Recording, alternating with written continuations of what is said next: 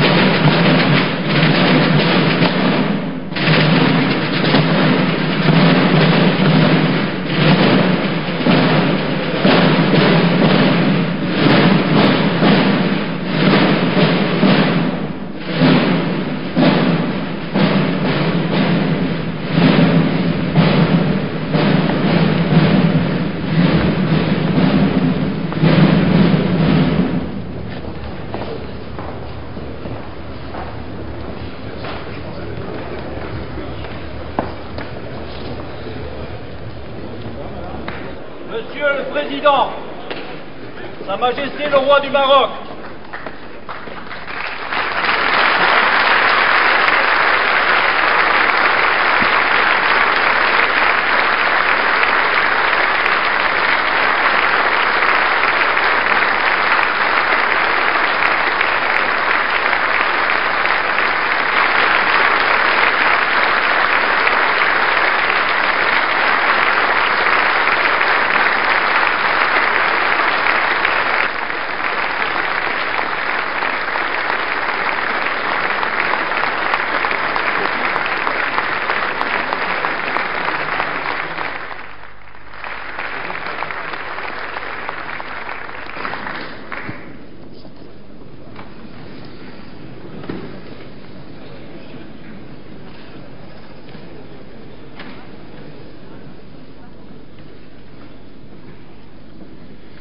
en recevant le roi du Maroc à l'occasion de sa visite d'État, notre Assemblée se réjouit d'accueillir le souverain d'un pays dont l'amitié pour la France ne s'est jamais démentie, malgré les inévitables vicissitudes d'un long destin commun, d'un pays aussi jeune et entreprenant qu'il est chargé d'histoire, d'un pays tout entier tendu vers la paix, le progrès et la modernité. Mais comment si on ne pas évoquer en ces instants la haute figure de votre père, restaurateur de l'indépendance du Maroc? Comment ne pas penser avec émotion à ce grand roi qui aimait la France, qui n'avait jamais douté de son relèvement et qui n'imaginait pas que nos deux pays puissent se passer l'un de l'autre? Comment ne pas nous souvenir de ce sultan qui, dès le 3 septembre 1939, avait invité les Marocains à combattre à nos côtés, qui, tout au long de la Deuxième Guerre mondiale, se refusa à tout contact avec les autorités ennemies, de ce compagnon de la libération, dont il fut si naturel et légitime qu'il assista le 18 juin 1945, aux côtés du général de Gaulle, honneur insigne, au défilé célébrant la victoire. Et comment, dès lors, ne pas dire à nouveau, 51 ans après, dans cet hémicycle et devant vous, notre respect, notre reconnaissance pour ces magnifiques soldats marocains qui s'illustrèrent dans les Flandres, à Cassino, sur le Garigliano, en France, sans jamais ménager leur peine ni reculer devant les sacrifices, pour nous aider à reconquérir notre liberté.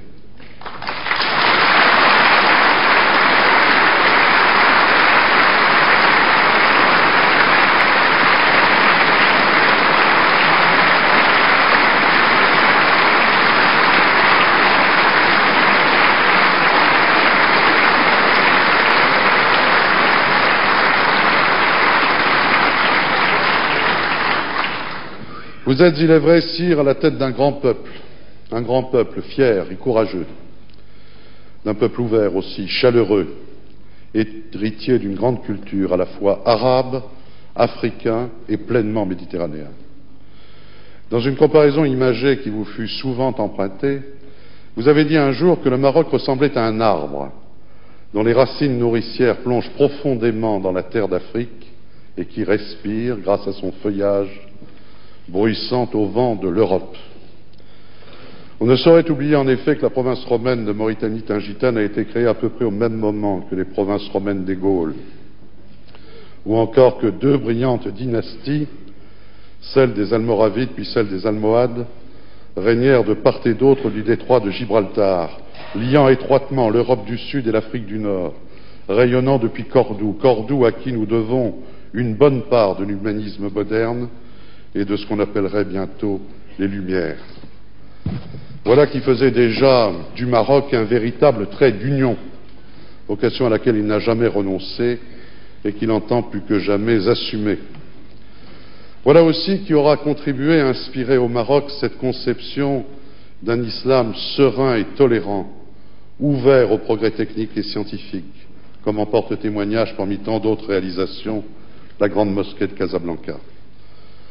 Cette conception est aujourd'hui servie, sire, par l'influence considérable qui est la vôtre dans l'ensemble du monde islamique. Ce n'est pas par hasard que vous présidez l'organisation de la conférence islamique et le comité Al-Quds. Le sens de l'histoire et de la mémoire qui est votre marque, la volonté de modernité que vous savez allier au respect des traditions qui font l'âme d'un peuple, donnent à vos initiatives et à vos propos une autorité singulière. C'est dire que tout ce qui touche à votre démarche est important non seulement pour votre pays, mais aussi pour l'ensemble des riverains de la Méditerranée. Voilà d'ailleurs qui ne manque pas d'inspirer aux quelques 700 000 Marocains qui vivent en France une attitude souvent citée en exemple et fort bénéfique.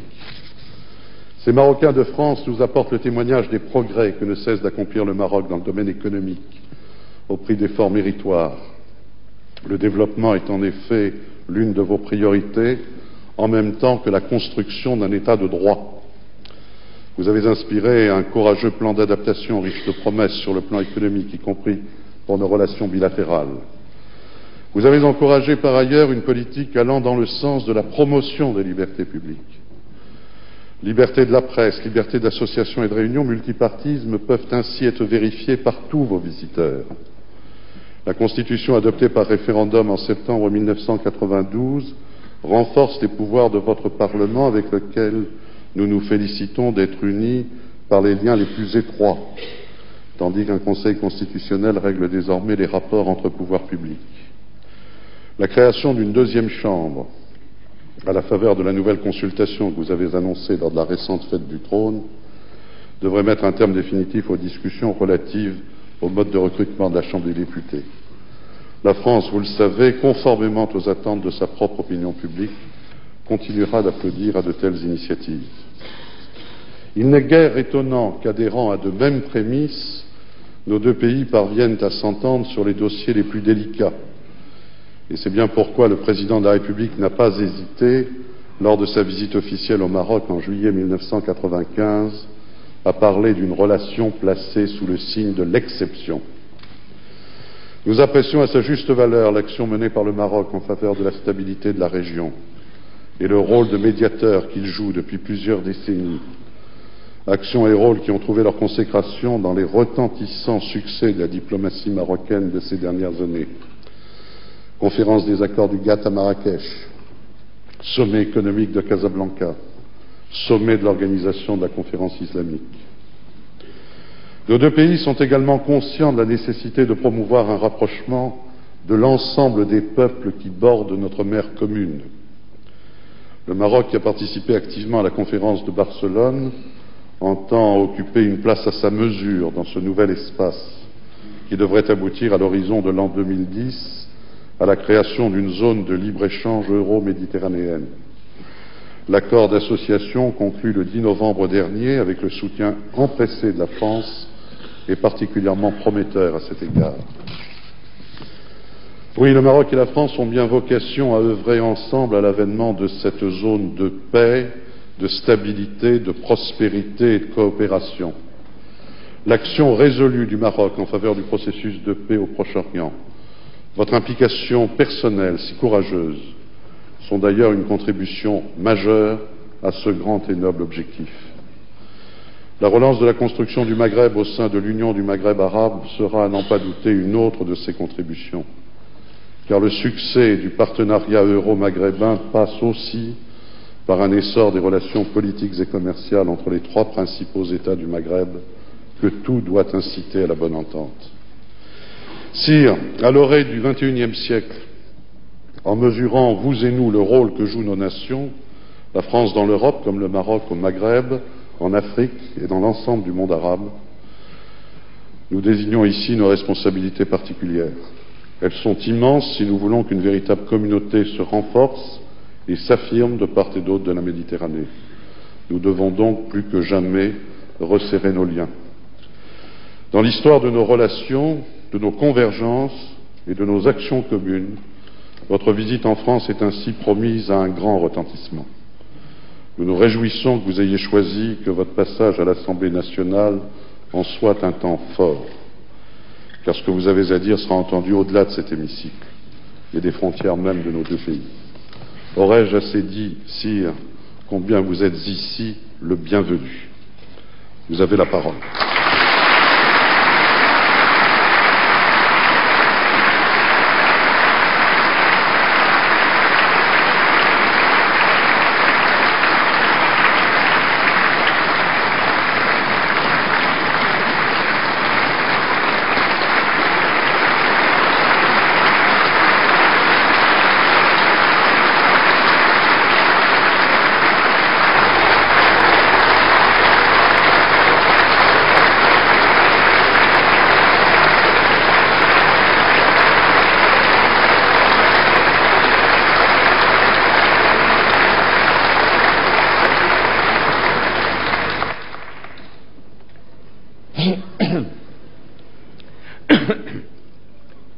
Alhamdulillah, wassalatu wassalamu ala moulana rasulillahi wa alihi wa sahbihi. Monsieur le Président, Mesdames et Messieurs les députés, l'invitation que j'ai reçue du Président de l'Assemblée nationale appelle de ma part un remerciement chaleureux. Je l'ai comprise comme un signe de profonde amitié entre nos deux peuples. Je voudrais saisir cette occasion pour souligner les multiples qualités du président, M. Philippe Séguin, homme politique de talent et de conviction. Personnalité éprise de justice et d'équité. Le président Séguin est également un humaniste avéré à la sensibilité méditerranéenne, affirmée et active. Nous y sommes très attentifs, Monsieur le Président. Vous savez nous parler et nous toucher. Vous savez aussi nous écouter et nous comprendre. Cette proximité est un don que vous avez su mettre avec générosité et chaleur au service de nos deux pays. De part et d'autre de la Méditerranée, la France et le Maroc aspirent avec passion et œuvrent avec acharnement à ce que notre monde, si amèrement désolé par le fracas des armes et par la crise économique, trouve la paix, la justice et le progrès.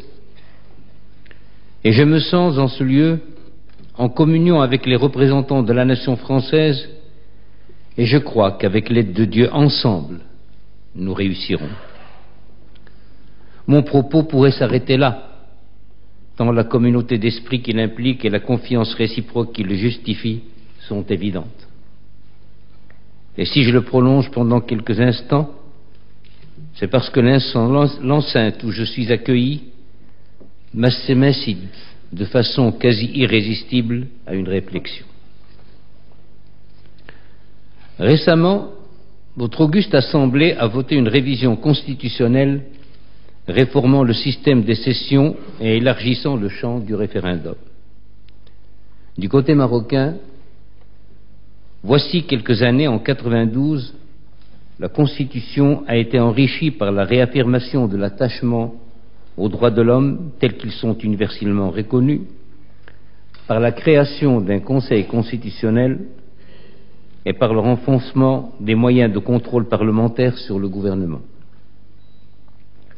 En ce moment même, se prépare une nouvelle révision tendant à créer une seconde chambre et à donner ainsi une nouvelle dimension à l'institution parlementaire.